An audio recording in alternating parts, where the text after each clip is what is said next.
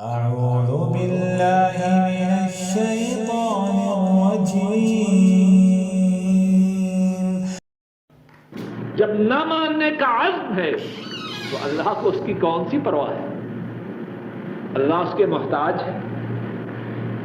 اس کے نہ ماننے سے کیا اللہ کی حکمرانی میں، اللہ کے اقتدار میں کمی واقع ہوگی؟ جو اللہ سے بے نیازی اختیار کرے اللہ اس سے بہت زیادہ بے نیاز ہے. ہدایت کے دروازے اس کے لیے کھلتے ہیں جو ہدایت کا متمنی ہو، ہدایت کا متلاشی ہو، ہدایت کے لیے اللہ سے آرزو اور فریاد کرنے والا. جو نہ ماننا چاہے تو اللہ کو اس کے منوانے کی کیا محتاجی ہے؟ فرمایا اے حبیب اکرم صلی اللہ علیہ وسلم، آپ سب نشانیاں لے آئیں. یہ اہل کتاب ماننے والے نہیں، انہوں نے عزم کر رکھا ہے کہ آپ کی مخالفت کرنی ہے، آپ کی بات کو ماننا نہیں. جب ان کا یہ عزم ہے تو اب ان کو کون منوائے؟ اور جب ان کی یہ کیفیت ہے تو تصویر کا دوسرا رخ یہ بھی فرمایا وَمَا أَنْتَ بِتَابِعٍ قِبْلَتَهُمْ. دنیا والوں یہ بھی سن لو، اگر وہ جھوٹ پر، اگر وہ باطل پر ڈٹے ہوئے ہیں تو جو ہمارا حبیب ہے وہ بھی حق پر ثابت قدم ہے. اس میں بھی نبی کریم صلی اللہ علیہ وسلم کی عظمت ہے. آپ بھی کوئی معمولی انسان نہیں کہ ڈگمگا جائیں، تذبذب کا شکار ہو جائیں کہ اب سب لوگ مخالفت کر رہے ہیں، اب کہ جی کیا کریں؟ ٹھیک ہے دین کی بات تو ٹھیک ہے مولوی صاحب، لیکن سارے ہی اعتراض کر رہے. وہاں ایسی بات نہیں. وَمَا أَنْتَ بِتَابِعٍ قِبْلَتَهُمْ.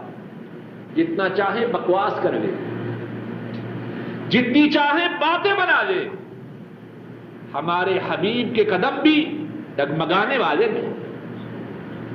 وہ بھی اسی قبلہ پر ثابت قدم ہیں جس قبلہ پر ثابت قدم رہنے کا اللہ کی طرف سے ان کو حکم مل چکا. اور جب وہ ایسے ہیں تو جو آپ کا امتی ہونے کا دعویٰ کرے،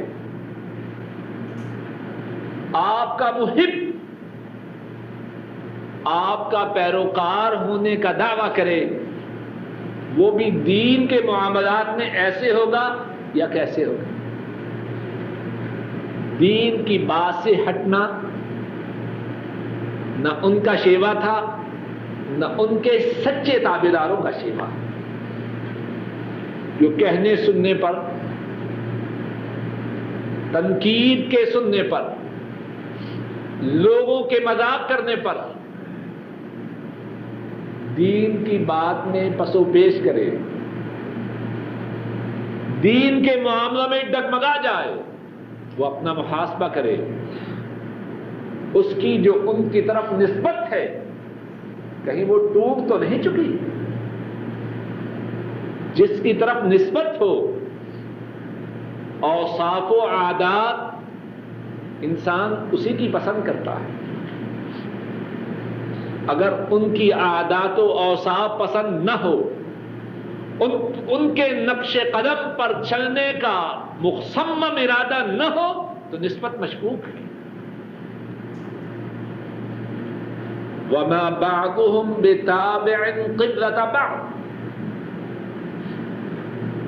آیت کے اس ٹکڑا میں فرمایا یہ جو اہل کتاب آپ کی مخالفت میں متحد ہو چکے ہیں، ذرا ان سے یہ تو پوچھو کہ کیا یہ آپس میں متفق ہے؟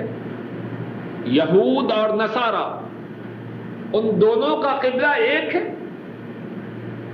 ہماری مخالفت میں، ہماری دشمنی میں، ہماری عداوت میں تو اکٹھے ہو. ذرا یہ تو بتلاؤ آپس میں تمہارے تعلقات کیسے ہیں؟ نصرانیوں کا قبلہ اور یہودیوں کا قبلہ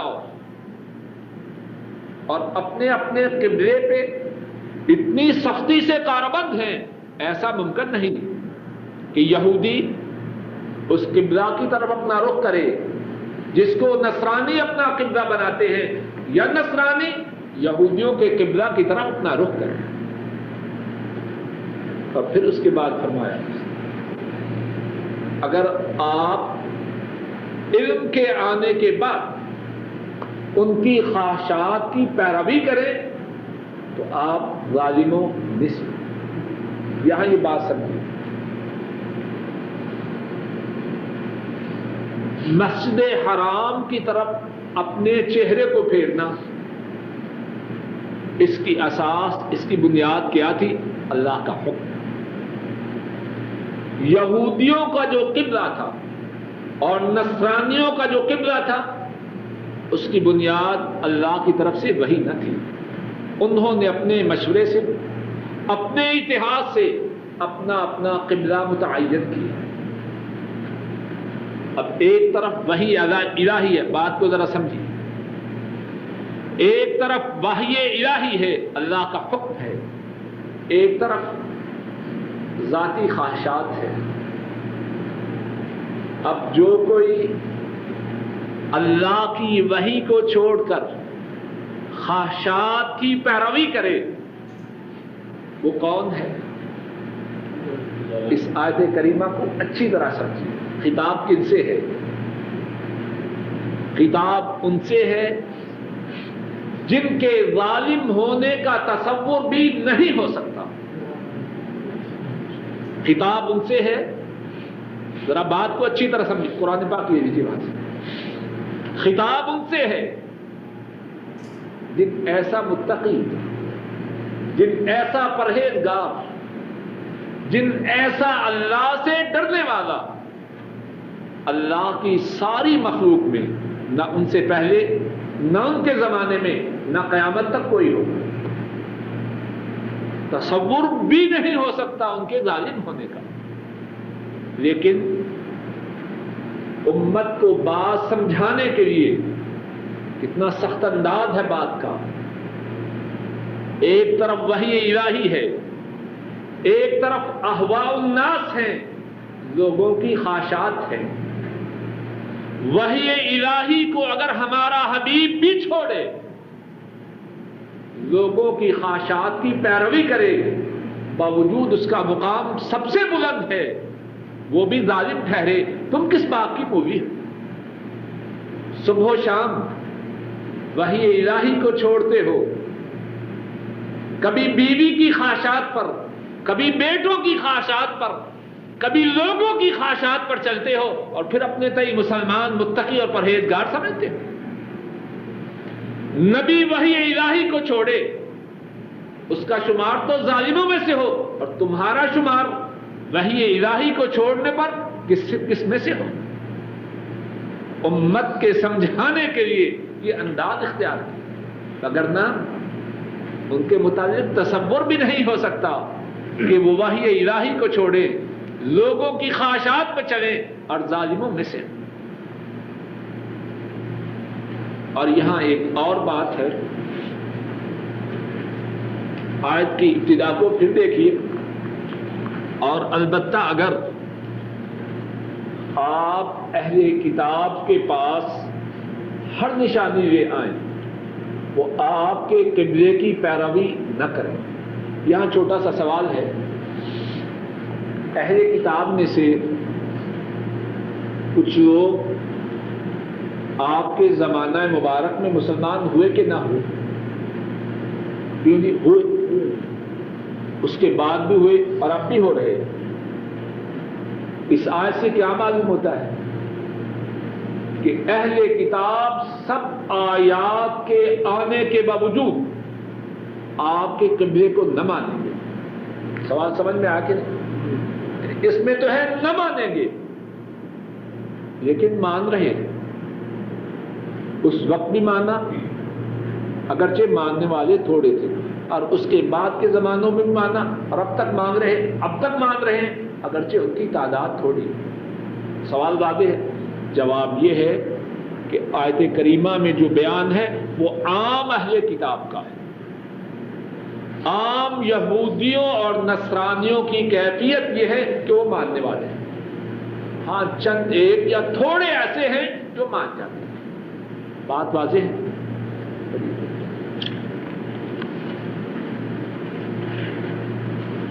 الذين آتيناهم الكتاب يعرفونه كما يعرفون أبناءهم وإن فريقا منهم ليكتمون الحق وهم يعلمون الذين آتيناهم الكتاب يعرفونه كما يعرفون أبناءهم، وہ لوگ ہم نے ان کو کتاب دی، وہ اس کو پہچانتے ہیں جس طرح کہ وہ اپنے بیٹوں کو پہچانتے ہیں۔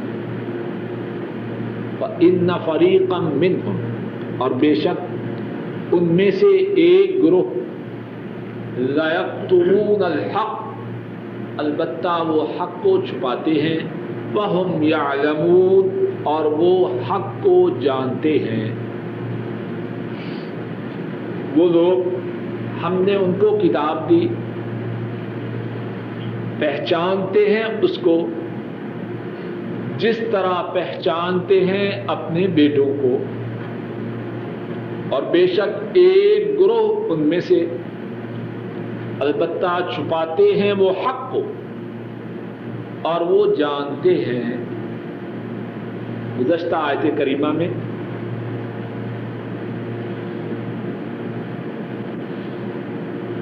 گزشتہ آیت کریمہ سے پہلے جو آیت ہے اس میں اس بات کا ذکر ہوا وَإِنَّ الَّذِينَ أُوتُوا الْكِتَابَ لَيَعْلَمُونَ أَنَّهُ الْحَقُّ مِنْ رَبِّهِمْ،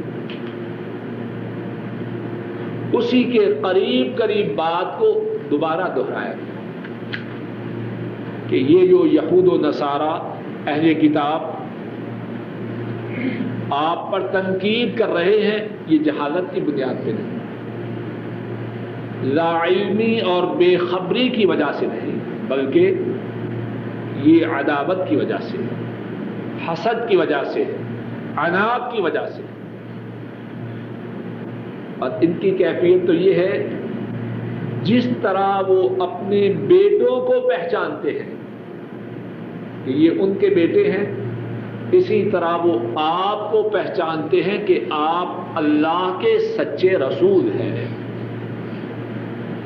بعض روایات میں ہے عمر فاروق رضی اللہ تعالی عنہ، انہوں نے عبداللہ ابن سلام رضی اللہ تعالی عنہ جو مسلمان ہونے سے پہلے یہودی تھے اور بہت بڑے یہودی عالم تھے، ان سے کہا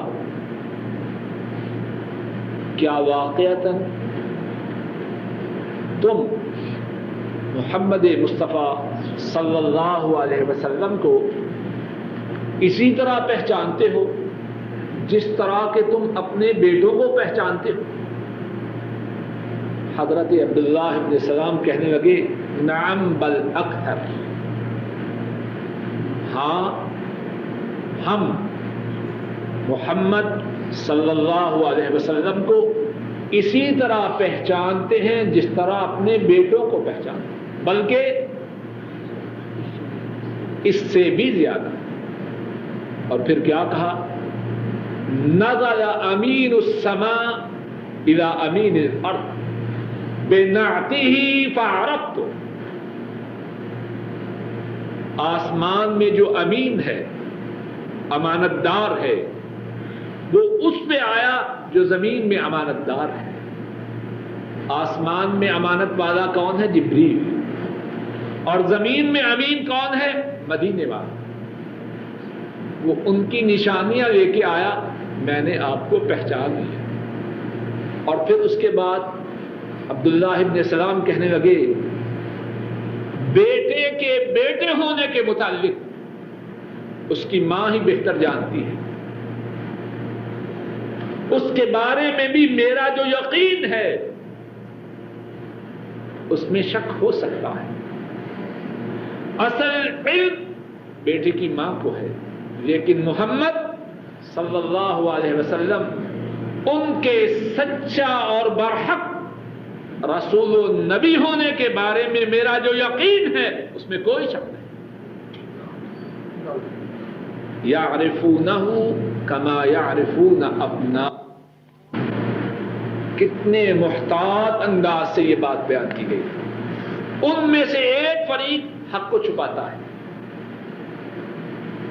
سارے وہ چھپانے والے، وہی بات جو میں نے پہلی آیت کے مطابق سوال کا جواب دیتے ہوئے کہی، سارے چھپانے والے نہیں. ان میں سے ایک فریق حق کو چھپاتا ہے.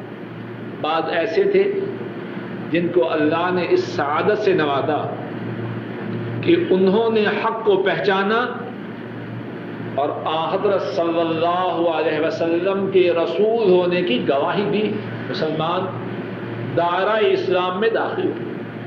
تو فرمایا اور بے شک ایک فریق ان میں سے البتہ چھپاتا ہے حق کو اور وہ جانتے ہیں.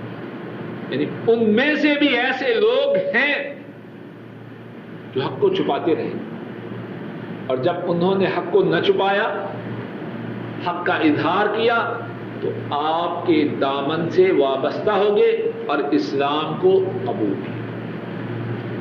الحق من ربک فلا تکونن من الممترین. حق ہے تیرے پروردگار کی طرف سے، بس نہ ہو جائیے شک کرنے والوں میں سے. سارا معاملہ واضح ہے. یہ جو تنقید کرنے والے ہیں وہ بھی جانتے اور سمجھتے ہیں، تو پھر تمہیں شک کرنے کی کیا ضرورت ہے.